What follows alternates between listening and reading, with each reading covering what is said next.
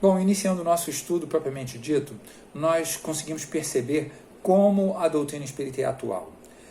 Como os assuntos trazidos pela doutrina espírita, esses assuntos ainda permanecem vivos na nossa sociedade, na nossa vida de relação, no nosso dia a dia. Não só a doutrina espírita, como também o próprio Evangelho de Jesus é atual diante dos fatos e acontecimentos contemporâneos. Né? O complemento, né, do Evangelho de Jesus trazido pela doutrina espírita faz com que nós possamos enxergar melhor, compreender melhor, né, todo esse processo pelo qual nós em sociedade estamos passando.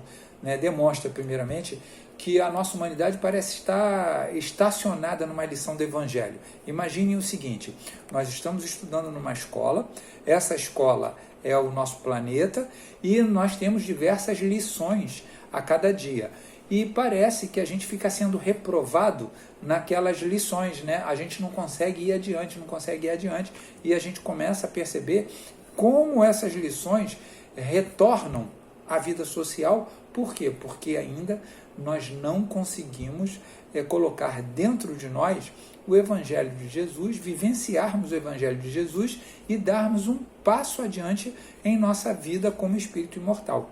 Então, a gente começa a observar tudo que está à nossa volta, né, as relações sociais e o que acontecem com isso, e nós, então, vemos que nós estamos presos a um determinado ponto desse crescimento. E aí a gente começa a se debater e lutar contra isso. E essa questão do pensar e da liberdade de consciência nos parece que está prendendo a gente também. Por que isso? Porque nós, como homens, nós detestamos, entre aspas, né, quem pense diferente de nós. Principalmente se nós estamos numa condição de ser o mais forte também, né? Ou seja, nas condições de mais poder. E que condições seriam essas? Olha, se eu tenho uma condição de poder econômico, se eu tenho uma condição de poder social, se eu tenho uma condição, né, de poder cultural, de poder do conhecimento e até mesmo do religioso, eu, como homem, detesto quem pense diferente, porque eu quero me impor minhas ideias, né? Impor a maneira de como eu penso. Nós não gostamos de quem pensa diferente. Parece que a gente venceu essa situação, mas a gente não venceu. A gente está vendo o próprio mundo, né, numa ebulição acerca de pensamentos divergentes, mas não conseguimos entrar num acordo. E vamos estudando a doutrina espírita para a gente compreender e chegar a um entendimento sobre isso. Outro ponto da diferença, né, sobre a diferença de pensar, é que a diferença de pensar fez a humanidade progredir diversas vezes. Ou seja, os diversos pensamentos, né, que chegaram diferentes à humanidade fez com que a própria humanidade progredisse em diversas épocas da humanidade. Da mesma forma, essa maneira diferente de pensar também levou, né, a humanidade a alguns erros. Porém, todas as situações fazem parte do processo de aprendizado e crescimento. Em nenhum momento nós podemos dizer que essa diferença de pensar nos faz retroagir. Não, essa maneira de pensar nos apresenta, né, a maneira de como nós somos. Se nós ainda estamos presos a um passado distante que já devíamos ter abandonado, ou se estamos vislumbrando situações adiante, como aquelas que a gente gostaria, né, que a gente gostaria de ver implementadas em nossa vida. No geral, um novo pensamento, ele apresenta algo, né, que ninguém havia difundido antes. Ou seja, um novo pensamento, ele traz junto de si novas ideias e novos ideais. O exemplo de Jesus, por exemplo, na época em que Jesus esteve junto a nós, como foi a presença de Jesus naquele momento? Trouxe novas ideias, trouxe novos ideais, porque o mundo daquela época vivia preso a outras situações. E a gente mesmo pode, né, constatar o mundo econômico daquele momento, o mundo político daquele momento, o mundo social daquele momento e o mundo religioso. Até, né, em relação ao mundo do conhecimento, nem tanto, porque o conhecimento principal estava na mão, né, de outros, talvez lá dos gregos, dos romanos, né, mas o povo hebreu tinha a sua cultura e o seu conhecimento também.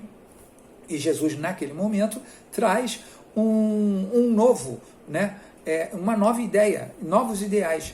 E isso, né, suscitou o quê? Suscitou uma discordância muito grande entre todos aqueles que ali viviam, dividindo a população, dividindo o pensamento, criando, né, esse cisma, esse racha ali na sociedade judaica. E depois de muito tempo, ele começa a ser compreendido. Nós, 2000 anos depois da passagem do Cristo, ainda temos dificuldade em entender o seu evangelho. E parece que nós estamos presos, né, numa determinada lição. Mas a humanidade caminha. A humanidade caminha, cresce e desenvolve. Mas ela se desenvolve através de quê? Através da liberdade. Tá? Essa liberdade, ela tem que ser uma liberdade cultural, uma liberdade social, uma liberdade intelectual. Esses fatos, né, da liberdade fazem com que, né, a sociedade possa crescer, porque ela desenvolve. E aí nós questionamos assim, e a religiosidade? A liberdade religiosa faz com que a gente cresça também? Crescemos. Nós percebemos que a doutrina espírita, quando veio, ela deu um novo enfoque à religiosidade. Ela tirou aquela religiosidade contemplativa, aquela religiosidade isolada, aquela religiosidade do pecado, aquela religiosidade do parado, aquela religiosidade em que eu me prostrava e esperava tudo acontecer, e demonstrou para nós totalmente o contrário, que essa religação com o Pai se faz através de nossas ações, porque nós estamos construindo nosso próprio futuro. Então, nesse ponto, a ideia trazida pela doutrina espírita foi completamente diferente de todos os outros complementos religiosos que apareceram após o Cristo. Então, entre o Cristo e a doutrina espírita, muita coisa aconteceu, muitas ideias passaram, né, alimentando o próprio cristianismo, desvirtuando o cristianismo, mas chegou o momento em que nós recebemos a doutrina espírita. E, nesse ponto, nós recebemos, com entusiasmo, vamos assim dizer, esse novo farol, essa nova diretriz para que nós possamos progredir também religiosamente. Então, aqueles que pensam que a religião, né, ou seja, a religiosidade não caminha com a humanidade, está em erro, porque também não consegue compreender que nós estamos avançando no entendimento, né, da religiosidade e caminhando em direção a Deus. E vamos ver mais um pouquinho, tá? Para quem não conhece a doutrina espírita, né, pode estar repudiando esse pensamento, como nós falamos. Tá? Jesus, naquele momento em que renovou a sua época, né, com as suas ideias, está entendendo? O que ele falou? Ele lançou novos pensamentos e as novas diretrizes do modo de agir e pensar. Então Jesus trouxe o entendimento da vida, a relação, né, da criatura com o Criador e principalmente a lei do amor. Já a doutrina espírita, que foi o marco, né, que nós entendemos no campo da religiosidade após a passagem de Jesus, tá, renova o pensamento religioso, filosófico e moral, aproveitando os conhecimentos adquiridos até aquele momento. A doutrina espírita, ela se aproveita do conhecimento científico, ela se aproveita da cultura até o momento, ela se aproveita, né, do conhecimento intelectual em geral, da organização social, e a gente vê que em tudo isso a doutrina espírita nos traz elementos que embasam e que fazem, né, com que nós possamos compreender melhor toda essa nossa relação em sociedade. E nesse ponto, toda essa renovação, né, que a gente começa a perceber, toda a renovação ela vai se dar por novos pensamentos, como a gente disse anteriormente, sobre novas formas de observar a sociedade e as suas necessidades. A cada dia aparecem, né, situações novas. E não aparece só num determinado lugar. Essas novas necessidades, essa nova forma de aparecer, essa nova maneira da sociedade crescer, de se arrumar, de se adequar, ela aparece em diversos locais. Tá? Aí a gente questiona uma coisa assim, então alguém pode estar questionando assim, tá, mas da onde o homem tira, né? Da onde vêm essas novas formas de pensar? Da onde vêm essas novas ideias? Bom, aí nós vamos utilizar a doutrina espírita para responder.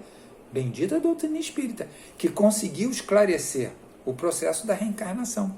Ou seja, nos trouxe novamente a ideia da reencarnação, porque muitos dos antigos já tinham a reencarnação, principalmente as religiões orientais, tá? E até mesmo a religião judaica já trazia como a ressurreição, né? Mas não era explícito na questão da reencarnação. E eis aqui o ponto-chave para nós entendermos os avanços. O avanço cultural, o avanço científico, o avanço filosófico, social e até religioso. Pelo meio de quê? Pelo meio da reencarnação. Porque se a reencarnação é a volta daqueles mesmos homens que nós fomos no passado e trazemos agora, alimentados por novos ideais, né, trazendo novas ideias para que nós possamos fazer com que a sociedade cresça. Por que diz que a gente quer que a sociedade cresça? Porque a gente já observou os erros do passado. A gente errou muito no passado. E quando a gente desencarnou diversas vezes, a gente foi levado a observar nossas atitudes, nossos pensamentos, nossos conhecimentos. Agora nós estamos aqui num meio espírita, em que podemos observar o que nós podemos fazer crescer. E também temos em mão o esclarecimento que o Livro dos Espíritos nos traz acerca das leis, né, morais, dessas leis que a doutrina espírita nos revela, que são base para o nosso crescimento. Então, esse conhecimento, que também pela reencarnação podemos compreender que os homens avançam, né, que nós buscamos novas proposições, que nós trazemos novos conhecimentos e que nós nos reorganizamos, fazendo com que a sociedade melhore, com que nós tenhamos mais justiça social, mais equiparação social também, melhores oportunidades para todos, coisa que a gente ainda vê que o nosso planeta ainda deixa muito a desejar.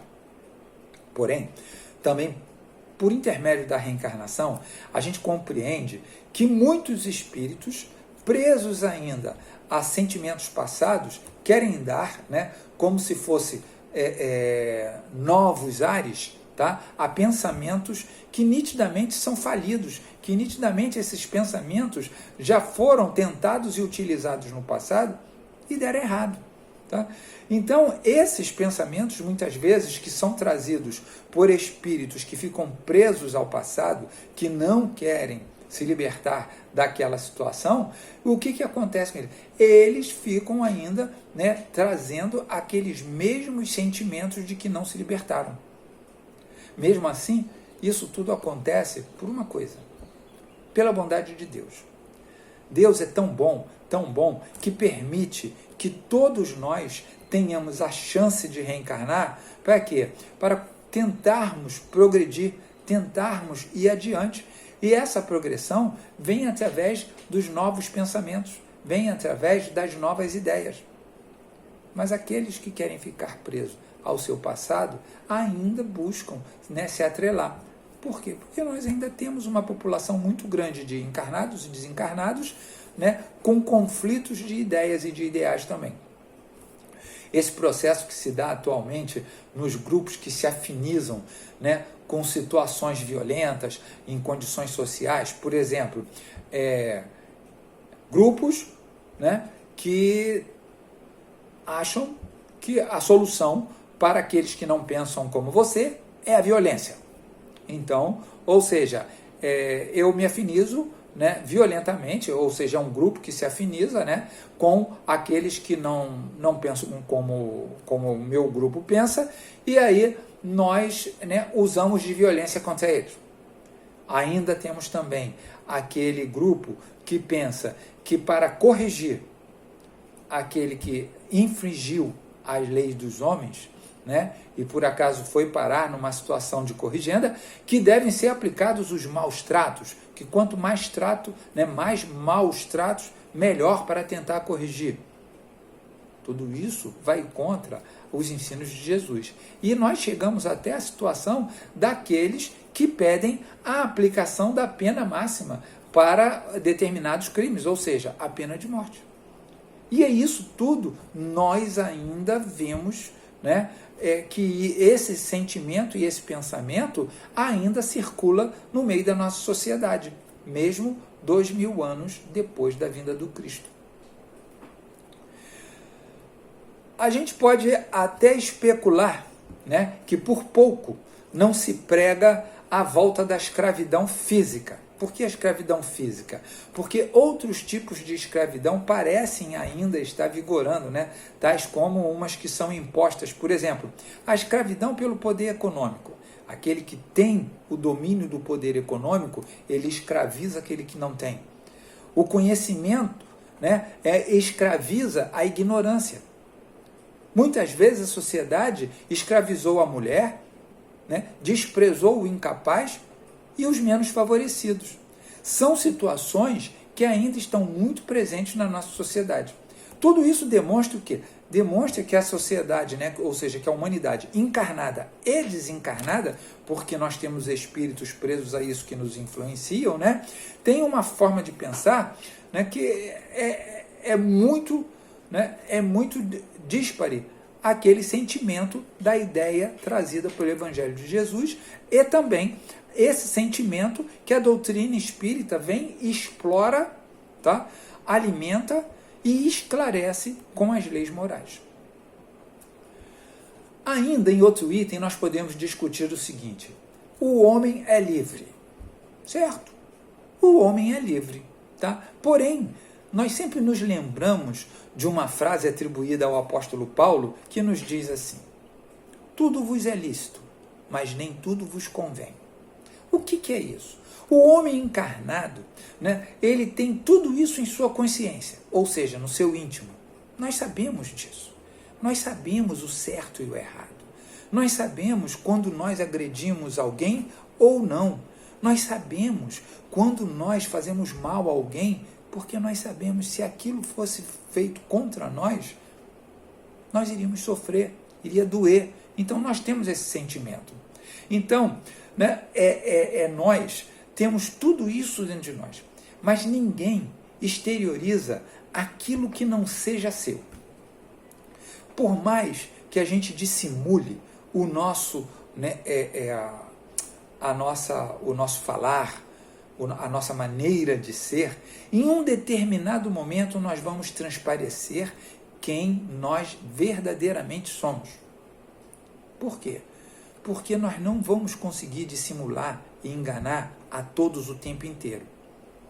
Então, muitos, às vezes, começam com um discurso, com uma ideia, de repente, as coisas se modificam. Mas isso tudo nós precisamos compreender que faz parte, como nós já dissemos um pouco adiante, né, do processo de aprendizado que nós, espíritos reencarnantes nesse planeta, estamos passando. E isso tudo é fruto, não podemos esquecer, tá? É fruto da bondade de Deus em relação a nós, que permite que nós reencarnemos para executarmos, né, aquilo que há de melhor em nós. Temos que relembrar também que nenhum de nós reencarna para fazer o mal. Nós podemos reencarnar e voltarmos às mesmas situações em que erramos no passado. Mas nós voltamos para acertar. Se a gente erra de novo, é uma escolha nossa. Faz parte da nossa escolha, do nosso livre-arbítrio, assunto que nós vamos tratar mais adiante. Então, quando a gente diz que ninguém exterioriza aquilo que não é, ou seja, aquilo que ele não tem, os nossos pensamentos mais íntimos, gerados em nossa consciência mais profunda, são conhecidos por Deus. Isso nós não podemos esquecer. Que por mais que a gente imagine que nós estamos enganando alguém, nós não enganamos a providência divina, nem mesmo aos espíritos que estão junto a nós. Eu vou trazer 2 exemplos aqui de 2 livros em que, se nossos ouvintes, nós que estamos aqui na palestra, quisermos verificar, vamos primeiro no livro Ação e Reação, ditado pelo espírito André Luiz, psicografado pelo nosso saudoso Chico Xavier, em que os espíritos,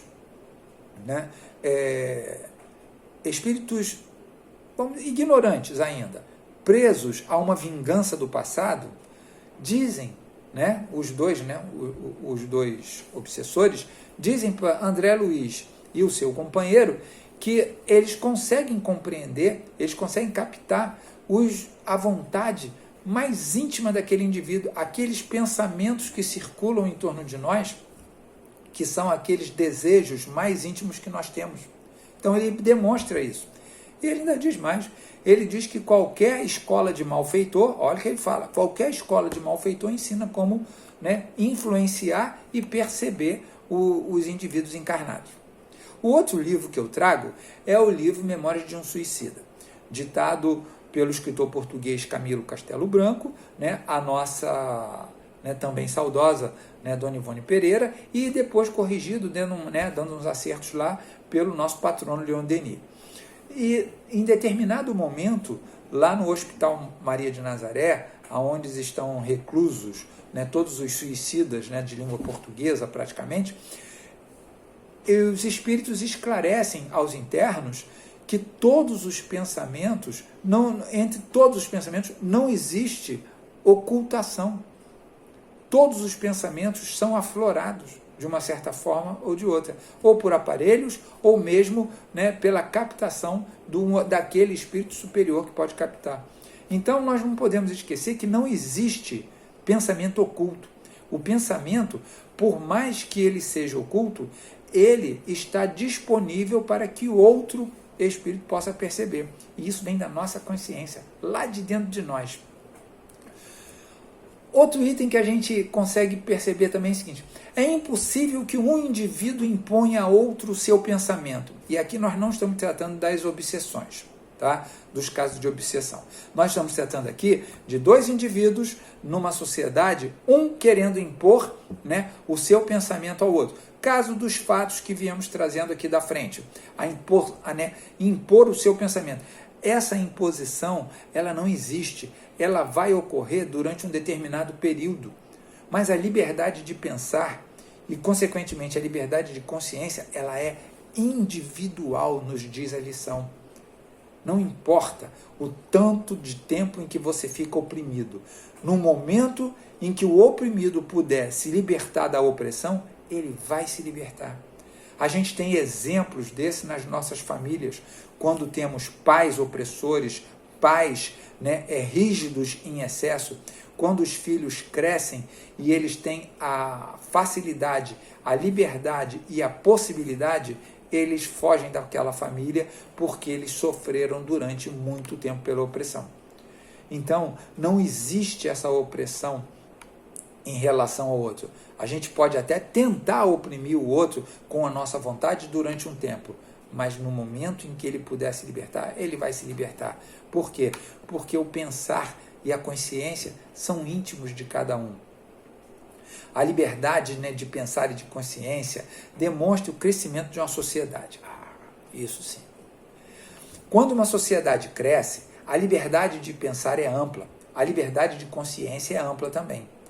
O uso que se faz da liberdade de pensar e da liberdade de consciência é outra história.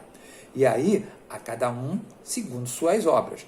Porém, isso faz parte também do aprendizado. É o exercício. Se nós saímos dos instintos brutais para o instinto de manutenção da vida, para os lampejos de raciocínio e agora o uso do livre-arbítrio, nós também passamos por esse momento, do uso da liberdade e da consciência que nós temos. O respeito imposto entre seus membros e respeitando as diferentes maneiras de pensar, isso demonstra que uma sociedade vem crescendo. Não impor a sua maneira de pensar ao outro. Então, liberdade de consciência, liberdade de pensar demonstram o quanto uma sociedade cresceu.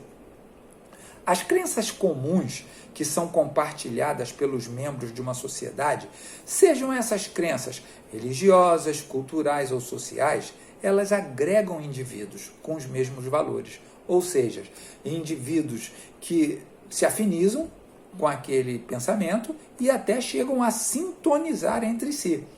Agora, para identificar qual dessas crenças tem mais valor, né, ou aquela que é mais próxima da verdade, os Espíritos responderam para nós: vede dentre elas aquela que mais homens de bem consegue formar. Nossa, quando a gente começa a perceber isso, quando a gente fala que as sociedades se apresentam, né, a gente conhece o grau de evolução de uma sociedade quando abre-se a liberdade de pensar e a liberdade de consciência, onde todos, apesar dessa liberdade, têm também suas responsabilidades, e aí, nos meios culturais, sociais e religiosos, a gente vai encontrar a que melhor, né, seria, ou é aquela que mais homens de bem forma em seu seio. E o que é o homem de bem? O homem de bem, nós vamos na questão 918 do próprio Livro dos Espíritos, em que resume da seguinte maneira: o verdadeiro homem de bem é o que cumpre a lei de justiça, amor e caridade em sua maior pureza. Então, aqui temos o homem de bem, a síntese do homem de bem. O homem de bem não vai querer o mal do seu companheiro, não vai querer a violência para o seu companheiro, não vai querer a agressão para o seu companheiro. Por quê? Porque o homem de bem é aquele que enxerga a todos como a si mesmo. A doutrina espírita nos traz esse pensamento. E a gente lembra quando Cristo trouxe para nós um pensamento que mudou aquela sociedade? Lembramos que naquela sociedade em que o Cristo veio, naquele momento, a gente percebeu o seguinte: a sociedade estava atrelada a uma, né, a uma regra, a uma quantidade de normas, né, que começou lá com Moisés, com os 10 mandamentos, e aí os profetas foram acrescentando normas e regras naquela sociedade, muito rígidas. E aí, para testar Jesus e a sua autoridade, lhe é feita a seguinte questão: mestre, qual o maior de todos os mandamentos? E aí Jesus responde: vai o primeiro mandamento, amar a Deus sobre todas as coisas, do fundo de tua alma, do fundo do seu coração, de todo o teu entendimento. E te dou o segundo, igual ao primeiro, amarás o teu próximo como a ti mesmo. Então esse pensamento que Jesus trouxe naquele momento quebrou toda a cadeia de ideias que era feito naquele mundo, num mundo de violência, num mundo de guerras, num mundo de ódios, porque Jesus trouxe, né, o olhar o outro como a si mesmo e amar a Deus sobre todas as coisas. Agora, a doutrina espírita nos traz o verdadeiro homem de bem. Quanto mais homens de bem são formados naquele entendimento, naquela seita ou naquele meio de pensar, nós vamos medir então, né, as correntes filosóficas, as correntes de pensamento ou as correntes religiosas pela quantidade de homens de bem que se formam. E aí o homem de bem é esse, aquele que cumpre a lei de justiça, amor e caridade na sua maior pureza e expressão. Mas nós não podemos ficar tristes, né? Agora, encerrando o nosso estudo, né, nós vamos, né, concluir os nossos estudos com 2 exemplos de 2 indivíduos que foram quase que contemporâneos a nós, né, muito próximos a nós, alguns realmente, né, foram contemporâneos a nós, que trouxeram novos pensamentos no momento em que uma sociedade vivia oprimida, era opressa. Então, tinha uma pressão muito grande naquele momento. Um deles que nós vamos trazer é o exemplo, né? É o exemplo que nós vamos trazer aqui, né, por Mahatma Gandhi, em que diz assim: Mahatma Gandhi foi um indiano hindu, tá? E fazia parte do Império Britânico, tá? Nascido na Índia, estudou na Inglaterra e se formou em advogado. Primeiramente ele passou na África do Sul, e na África do Sul depois ele voltou à Índia.